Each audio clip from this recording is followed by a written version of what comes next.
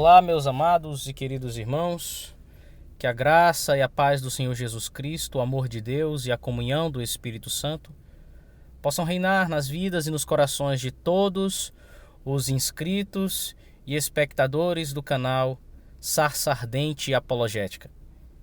É com muita honra e satisfação que mais uma vez eu faço outro vídeo de exposição da fé cristã, para munir de conhecimento aqueles que desejam conhecer a verdade e aprender um pouco mais sobre a nossa fé.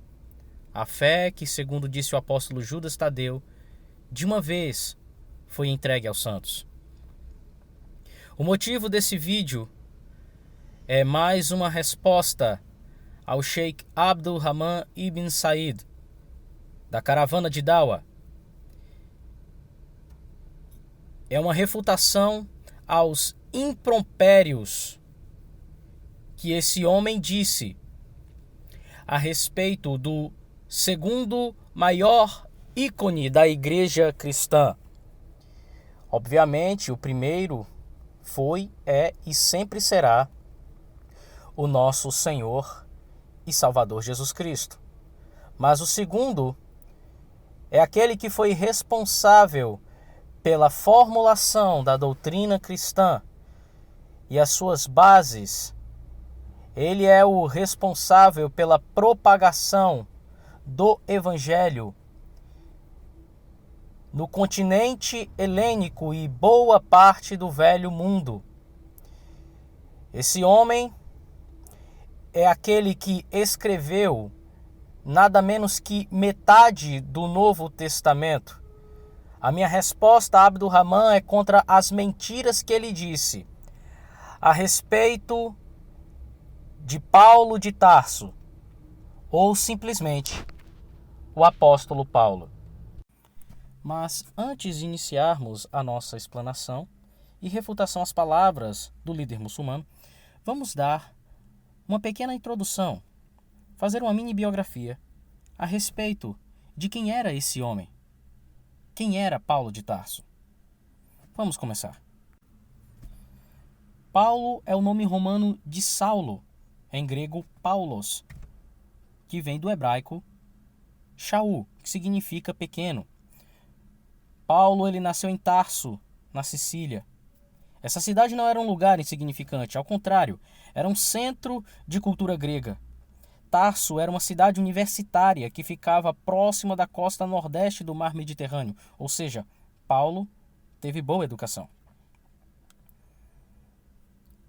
Embora tenha nascido cidadão romano, porém, Paulo ele era um judeu da dispersão, ou seja, um grupo de judeus que saiu do território palestino e foi ocupar outros lugares no continente helênico. E Paulo estava incluso. Ele e sua família, que era da tribo de Benjamim. Ele era um membro zeloso do partido dos fariseus. Pode-se afirmar, inclusive, que ele era membro do Sinédrio, tamanho era o respeito e o prestígio que Paulo tinha entre as autoridades da religião judaica da época. Disse também que Paulo ele passou parte da sua infância e pré-adolescência em Tarso. Talvez seja por isso que ele esteja tão familiarizado com a cultura grega. Não se sabe com quantos anos ele saiu de Tarso na Sicília, mas uma coisa temos certeza, que ele foi educado em Jerusalém. Ele esteve sob a tutela de um dos maiores, mais respeitados e mais notórios líderes judaicos do primeiro século, neto do grande Hilel, fundador de uma das escolas judaicas que leva o seu nome à escola de Hilel. Estamos falando de Gamaliel. Segundo alguns estudiosos, Paulo também era poliglota. Ele falava 4 idiomas: o hebraico, o aramaico, o grego e o latim.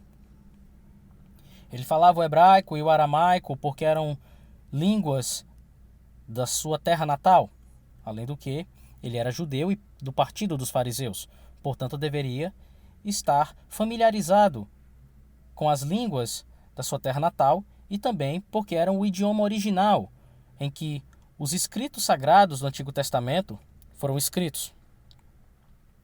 Além disso, ele conhecia o grego, por ser conhecedor da cultura grega e ter nascido num local onde a cultura grega era abundante. Afinal de contas, Tarso, na Sicília, era uma província do Império Romano. Ele falava grego também pelo fato de que o grego era a língua comercial da época, e o latim, por último, porque afinal de contas ele era cidadão romano. E os cidadãos romanos, claro, falavam grego. Todavia, a língua predominante no império era o latim. Também podemos notar que Paulo ele tinha um profundo destaque. Ele era bem à frente dos seus contemporâneos. De todas as 48 escolas judaicas que existiam sob o estudo da lei judaica, Paulo se destacou entre todos os aprendizes. Então ele era um homem versado na lei. Era alguém que conhecia bem os mandamentos e as diretrizes da lei judaica. Era um homem bem preparado, era um homem erudito, era um homem que tinha vasto conhecimento da sua cultura e da cultura do velho mundo. Ele foi criado no melhor dos dois mundos. E por isso, a sua família, além da sua cidadania romana, esse era um dos motivos que a sua família ocupava uma posição privilegiada na sociedade judaica. E não podemos esquecer que, em virtude do seu nascimento em Tarso, na Sicília, por ser província romana, o próprio apóstolo Paulo afirma em Atos 22:28 que ele é cidadão romano de nascença, apesar de, etnicamente e religiosamente, ele ser um judeu. O zelo de Paulo pela lei era tamanho que quando a religião cristã, quando o cristianismo surgiu com Cristo e os 12 apóstolos no território de Israel, o radicalismo de Paulo era tanto que ele era um ferrenho perseguidor daqueles que professavam a fé cristã. Inclusive, em Atos, capítulo 7, versículo 58, é dito que quando o primeiro mártir da igreja, Estevão, foi apedrejado, suas vestes foram depositadas aos pés de Saulo. E após esse episódio da morte de Estevão, Saulo assumiu uma posição importante na perseguição dos cristãos. Ele tinha a autorização dos principais dos sacerdotes, das grandes autoridades religiosas, para empreender perseguição, encerrar na prisão ou até mesmo matar os cristãos. Ele era o que nós podemos dizer que era um extremista. Ele perseguiu muitos cristãos. E ele foi responsável pela morte não somente de Estevão, mas de muitos outros que a Bíblia não relata. Porque ele mesmo assume que perseguiu a igreja de Cristo. A conversão de Saulo, que também será tema da nossa refutação, se dá no livro de Atos, no capítulo 9, a partir do versículo 1, até o versículo 6.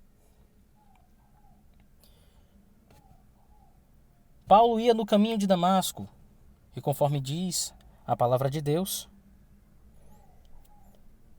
o próprio Paulo assumia que estava respirando ameaças contra os seguidores de Cristo, os discípulos do Senhor, os cristãos. E indo no caminho, diz a palavra, aconteceu que, chegando perto de Damasco, subitamente o cercou um resplendor de luz do céu, e caindo em terra ouviu uma voz que lhe dizia: Saulo, Saulo, por que me persegues? E ele disse: Quem é, Senhor? E disse o Senhor: Eu sou Jesus, a quem tu persegues. Duro é para ti recalcitrar contra os aguilhões. E ele, tremendo e atônito, disse: Senhor, que queres que eu faça? E disse-lhe o Senhor: Levanta-te, Entra na cidade, e lá te será dito o que te convém fazer. Logo após esse encontro glorioso com Jesus Cristo, é dito também no livro de Atos que Paulo ficou 3 dias cego. Ele não comia nem bebia, e estava somente orando e pedindo a graça de Deus. Quando Ananias chegou na casa onde ele estava, impôs-lhe as mãos, e quando isso aconteceu, seus olhos se abriram e ele voltou a enxergar e recebeu a virtude do Espírito Santo. Depois disso, a vida de Paulo muda drasticamente. O perseguidor torna-se perseguido. E aquele que era um leão se torna um cordeiro nas mãos de Jesus Cristo. Paulo, ele é responsável por metade do Novo Testamento. Dos 27 livros que foram escritos, 13 são de sua autoria, a saber, Romanos, 1º e 2º Coríntios, Gálatas, Efésios, Filipenses, Colossenses, 1º e 2º Tessalonicenses, 1º e 2º Timóteo, Tito e Filemão. Tentam atribuir a autoria de Paulo à carta aos Hebreus por causa de algumas semelhanças no estilo da escrita, porém isso não passa de especulação. Além disso, não é o tema do nosso vídeo. Em resumo, Paulo ele plantou várias igrejas ao longo de todo o continente helênico e boa parte do Velho Mundo. Paulo foi o principal desenvolvedor da doutrina cristã. A teologia cristã, ela encontra seu alicerce e o seu desenvolvimento nas cartas de Paulo. Paulo, no final de sua vida, ele apela para César. E lá, em Roma, ele ainda permanece os últimos anos da sua vida, onde ele, inclusive, escreve a sua primeira e a sua segunda carta a Timóteo. Paulo, então, é martirizado no ano 67 depois de Cristo, no reinado de Nero, por decapitação. Agora que já estamos situados a respeito do tema do assunto e sobre o que estaremos dissertando ao longo de toda a nossa explanação, quero deixar claro aos diletos espectadores e inscritos do canal que estarei dividindo a minha refutação a Abd ar-Rahman em 3 tópicos, onde estarei tratando sobre as coisas que ele falou acerca do apóstolo Paulo. Número 1. A conversão de Paulo não foi autêntica? O motivo dessa indagação é porque, em um debate com um suposto ex-pastor, que foi alardeado aos 4 ventos que abraçou o islamismo, Abd ar-Rahman afirma que a conversão do apóstolo Paulo não foi verdadeira, ela não foi autêntica. Tudo isso com base em uma suposta discrepância entre os textos de Atos capítulo 22, versículo 9, e Atos capítulo 9, versículo 7. Percebam a desfaçatez e o sofisma nas palavras desse homem. Sobre este livro de Atos. O livro de Atos, que fala da conversão de Paulo, você vai notar uma divergência nesta conversão. E você vai notar que, na verdade, esta conversão não foi verídica, não foi verdadeira. Por quê? No Atos 22, versículo 7 a 9, diz assim: Paulo diz: E caí por terra e ouvi uma voz que me dizia: Saulo, Saulo, por que me persegues? Versículo 8 diz: E eu respondi: Quem és, Senhor? E disse-me: Eu sou Jesus, o Nazareno, e a quem tu persegues. Versículo 9 diz: E os que estavam comigo viram, em verdade, a luz e se atemorizaram muito, mas não ouviram a voz daquele que falava comigo. Portanto, aqui diz que os companheiros que estavam com Paulo os companheiros que estavam com Paulo não ouviram a voz de Jesus. Vamos para Atos 9, versículo 4 até 7. Diz assim: E caindo em terra, ouviu uma voz que lhe dizia: Saulo, Saulo, por que me persegues? E ele disse: Quem és, Senhor? E disse o Senhor: Eu sou Jesus a quem tu persegues. Duro é para ti recalcitrar contra os aguilhões. Versículo 6 diz: E ele, tremendo e atônito, disse: Senhor, que queres que faça? E disse-lhe o Senhor: Levanta-te e entra na cidade, e lá te será dito o que te convém fazer. Versículo 7 diz: E os varões que iam com ele pararam espantados, ouvindo a voz, mas não vendo ninguém. Ouvindo a voz, mas não vendo ninguém. Já viu a contradição agora da conversão do próprio Paulo? Está a começar aqui a história aqui está a começar mal. Por um lado, o mesmo livro, não saltei para outro livro, o mesmo livro, Atos dos Apóstolos, o mesmo livro. Por um lado diz que os que estavam com Paulo ouviram a voz de Jesus. E outro lado diz, os que estavam com Paulo não ouviram a voz de Jesus. Onde é que está a verdade? Afinal de contas, os que estavam com Paulo ouviram ou não ouviram a voz de Jesus? Mas bom, como não quero, eu disse que este assunto já dei por encerrado, apenas estou a mostrar ao Dr. Gildo Gomes que há aqui uma contradição terrível sobre a conversão de Paulo. Conclusão é que Paulo não se converteu, na verdade. Paulo não se converteu. É o quê? Exatamente isso que você ouviu.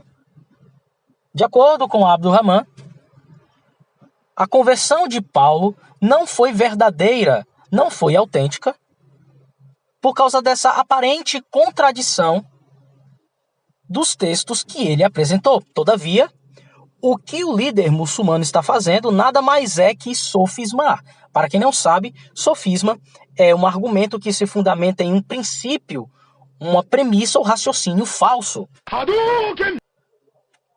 Porque todas as vezes que você encontrar um texto da Bíblia de entendimento complexo, ou de aparente contradição e discrepância, você não pode se ater somente ao texto limpo e seco. Você precisa, sempre que possível, submeter os textos da Bíblia ao que se chama de análise sintática e morfológica dos textos. Perfect. Recorrendo sempre aos idiomas originais da Bíblia. E é isso que Abdurrahman não faz. O motivo pelo qual ele não faz isso, eu não sei. Provavelmente por ignorar, por desconhecer, ou está fazendo de propósito, com o intuito de denegrir a imagem do cristianismo e promover o Islã.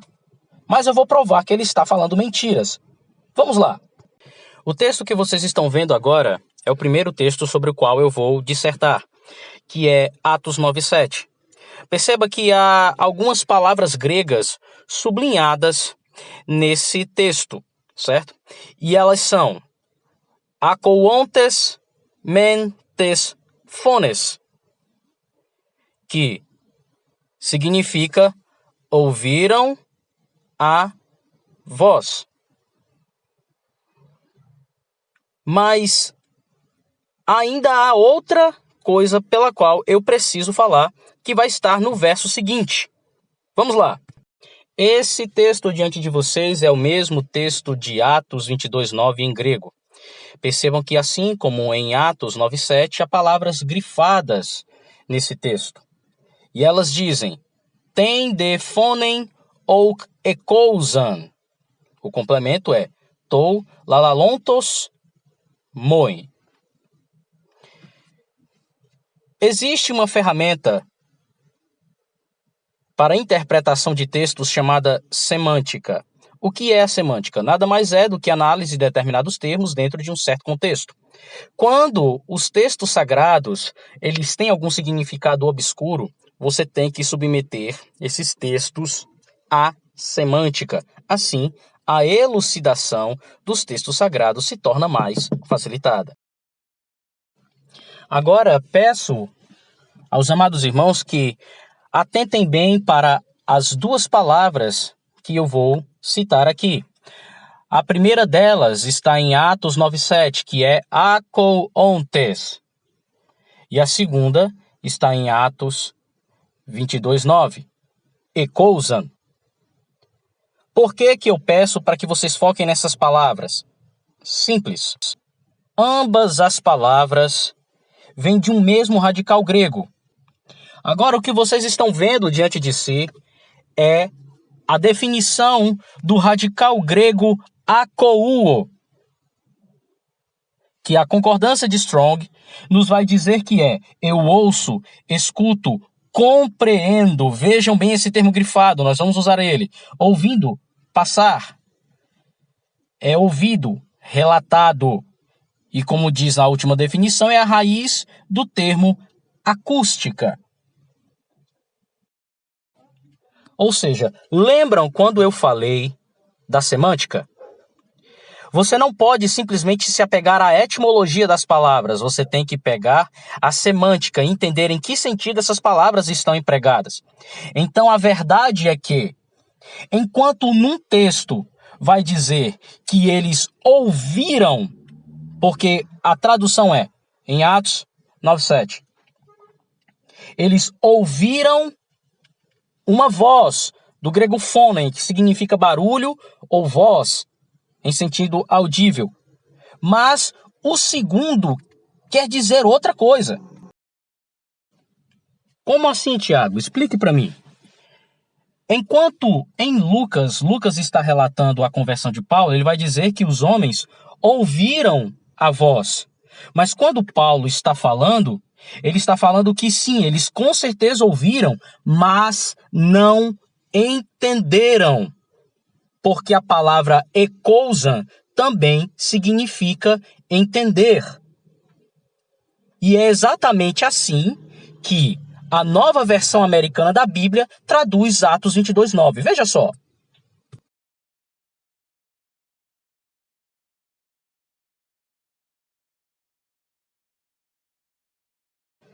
Ou seja, existe uma diferença entre você ouvir no sentido de escutar e ouvir no sentido de entender.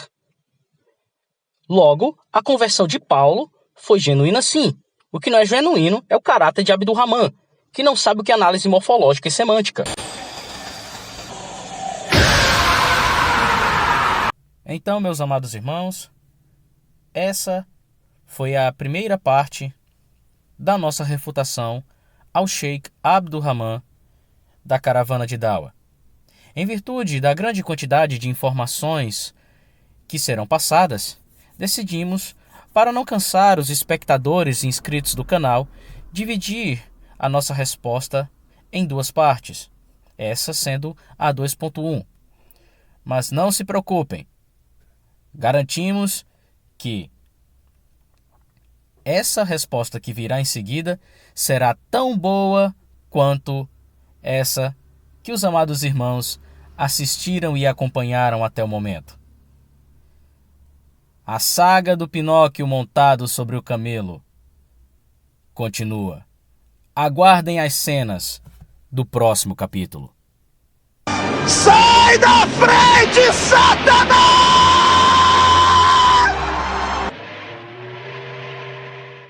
How are you doing, man? Are you with us? Okay. We're going to keep talking to you until you're not with us. I'm gonna get ready to If we have to give you more, we'll go ahead. charge. All right, charge it up. All right, clear. Sorry, man. You're done. You're done. All done.